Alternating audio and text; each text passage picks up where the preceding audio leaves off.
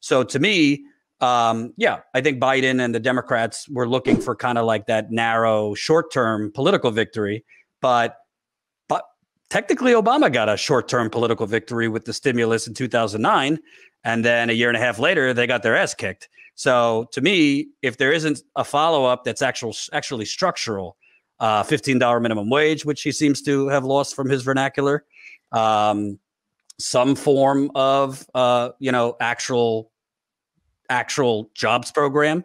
To me, I mean, yeah, on the surface, the unemployment level goes down, and CNBC and CNN pretends that means the economy is roaring back. But to me, I think you're going to have, I mean, the $1,400 checks for many will be gone in, a day, paying off debt. So do you think structurally, without an actual structural follow-up, that frankly, Biden and the Democrats are in trouble, or have conditions changed that they could sell this and keep their majorities in 2022?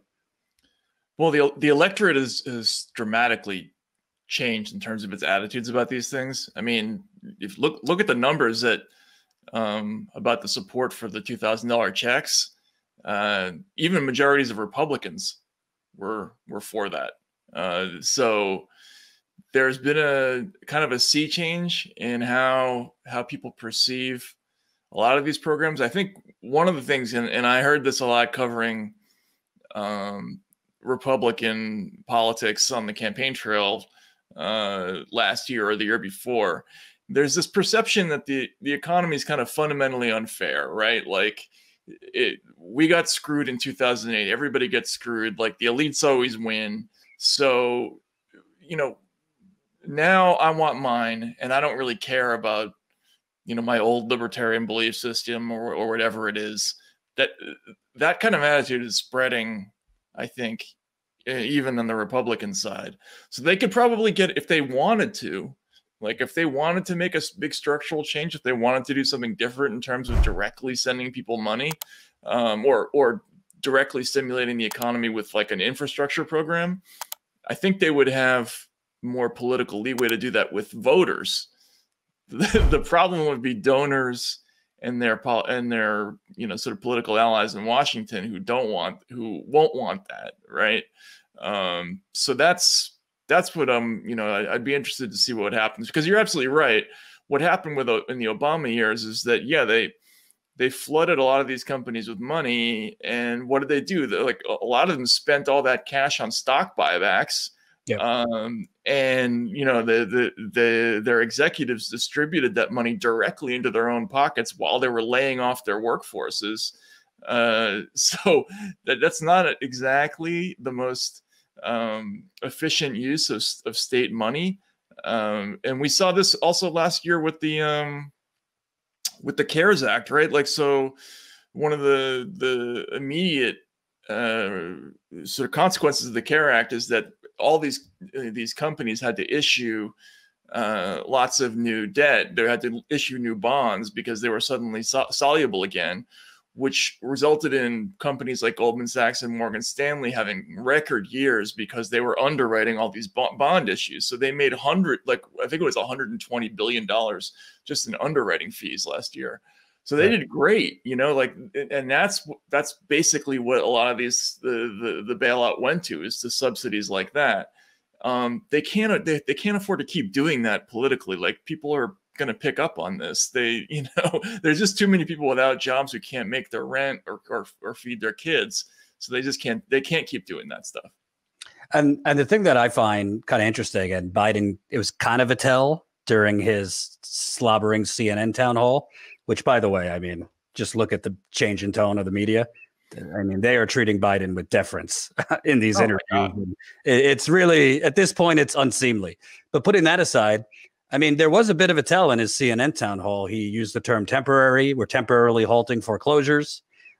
This stimulus bill, as far as I can tell, there seems to be more patchwork, like extension of eviction moratoriums, but nothing about like, well, what's going to happen when the music stops, like when the pandemic is over, whenever that is, because judging by Miami Beach and these people gathering like it is over right now, it might not be over for a while.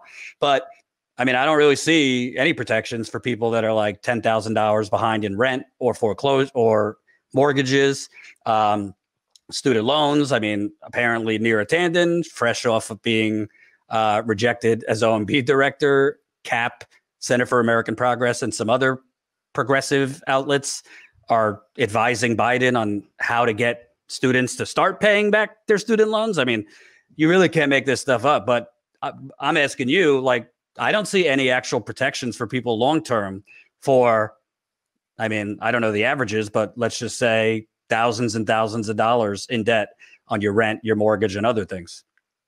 Oh, I think it's more than that for most people, right? So, yeah, it was kind of amazing. I did a piece about the coverage of the pandemic relief bill, and just to find out the information that there were no permanent structural changes in the bill. Like you had to go to the World Socialist website. It like wasn't in any of the write-ups of the bill. There was a notation in the New York Times that talked about how Biden was going to go on a road tour to articulate an argument for making some of these provisions permanent.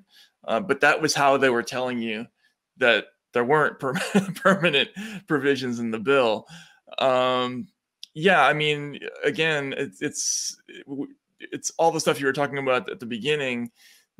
Biden he's an old school sort of Clinton liberal, Clinton Democrat who reflexively always wants to make sure that he's signaling to sort of the corporate donors that there's a limit to how far they'll go in terms of social programming, and that they're always going to try to do it within the framework of the pro-growth mindset, right? We're going to try to find kind of capitalistic solutions to these problems. And so I'm sorry to interrupt, but if you are miserable like me and read through this new Lucky book, Lucky, How Biden Won the Presidency, the opening of it is basically Biden had to go around begging Wall Street to give him money. Really? Okay. Yeah. Because nobody would support him. Obama wouldn't endorse him. Sharp didn't endorse him. Nobody would endorse him or even support him in the beginning. So like he went, like we already know these people are bought off, but like he really, at the start of his campaign, had to really just beg the usual suspects to give him money. Right. And they're not going to just give it to him willy-nilly, right? They're going to want something in return. And the big mystery here is where they're going to come down on questions like modern monetary theory, right? So there's a discussion that's going on, and you brought up Larry Summers. He's on one end of this debate that basically says traditional economics says we can't just keep taking money from the Fed and pumping it into the economy. Like eventually, if we do that, there's going to be this inflationary response. Everything's going to blow up. And, in his worst case scenario, actually, in the end, that works out even worse for ordinary people, right? If that were to ever happen. However, there's a new school of thinking that says, we've been doing this now for 12 years. And no matter how much money we pump into the economy, that inflationary reaction doesn't seem to be happening. So, maybe it's mythical, right? At this point, maybe the conditions have changed to the point where this can be a kind of a permanent solution to how we deal with the economy going forward. And there's a possibility that they might come down on a solution like that, which is why I was actually a little surprised by the breadth of the stimulus bill, because I think it suggested that they actually do think a little bit in that direction. Right. And I wanted to ask you also, because to me, whatever, like I say to people like you, if you were lucky enough to stay out of Forced to Vote and the food fight online, good for you. But to me, I don't particularly really get what the progressives in the House or the Senate are doing. I don't expect you to play pundit, but like the progressives didn't really have these kind of numbers or even leverage at all under President Obama. I mean, the majority just wasn't that small where 5 or 6 progressive House members could pretty much block anything, or that Joe Manchin or Kristen Sinema could run the country. So to me, I mean, I even see it just in the verbal cues, you know, Ilhan Omar, who I like, and some others, you know, they're very hesitant to even publicly criticize Biden in interviews. Like, have you been able to wrap your head around this? Because it seems to me, all right, maybe the House progressives or Bernie, for whatever reason, aren't quite ready or don't think it's wise to go scorched earth, but they don't even seem to want to go like mini scorched earth, because it very clearly they had an opportunity, forget forced to vote for a second, with this bill to extract more concessions, and they just didn't do it. Yeah, I mean, I've thought, going back to you know, when Bernie first started to lose his grip on the nomination, that you know, there was a divide within, I think, the Sanders camp over how to handle that. And one school of thought was, well, let's just be good Democrats and make sure that we're marshaling our forces so that we beat Trump, because that's the most important thing. And then there was another school of thought that said we got to make sure that Biden knows that that there's a genuine possibility that he can lose these votes. Otherwise, you know, all of this is for nothing, because what's going to happen is he's going to get elected and he's going to know that we're not serious about anything, that when push comes to shove, that you know, we'll always side with the Democrats and always give them what they want. And I think, you know, the precedent was set during Bernie's campaign, that, you know, they just don't know how to do what the Republican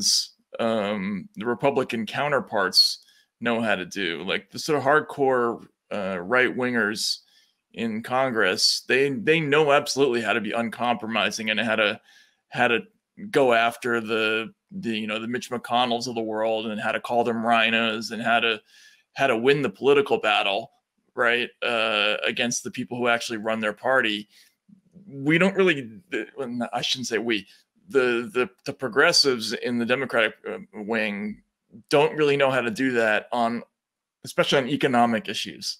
Like they're able to do it, I think, to some degree on social issues, but when it comes to things that involve class, things like the minimum wage, which should be a no-brainer for them, they just aren't able to do it. Hope you enjoyed that last video. Hop on over to statuscoup.com, where you can sign up for our email list and become a member for as low as $5 to $10 a month. Membership is how we grow. That's statuscoup.com/join. And remember, join our email list so we can grow the revolution with you.